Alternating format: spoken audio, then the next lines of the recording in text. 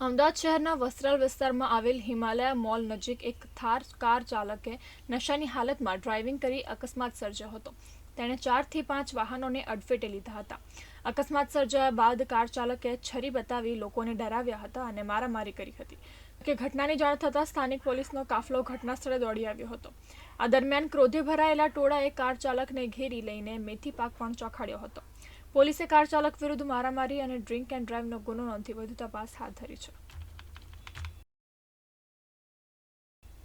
તો બીજી તરફ સુરતના સિંગણપોર વિસ્તારમાં પણ 24 માર્ચની રાત્રે એક અકસ્માત સર્જાયો હતો. મહિલા કાર ચાલકે સ્ટીયરિંગ પરથી કાબુ ગુમાવી દેતા રોડની વચ્ચે રહેલા ડિવાઈડરમાં કાર ઘુસાડી દીધી હતી, જેના પગલે કાર ચાલક મહિલા અને કારમાં સવાર અન્ય એક મળી 2 લોકોને ઈજા પહોંચી હતી. આ સમગ્ર ઘટના સીસીટીવીમાં કેદ થઈ જવા પામી છે.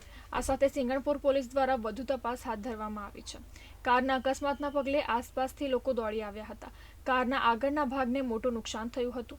અકસ્માતના પગલે દોડી આવેલા લોકોએ કારમાં સવાર બંનેને બહાર કાઢ્યા હતા અને નજીકમાં આવેલી સિવિલ હોસ્પિટલમાં ખસેડ્યા હતા. અકસ્માતની સમગ્ર ઘટના સીસીટીવીમાં કેદ થઈ જવા પામી છે. અકસ્માતના પગલે સિંગણપોર પોલીસ દ્વારા આ મામલે વધુ તપાસ હાથ ધરવામાં આવી છે.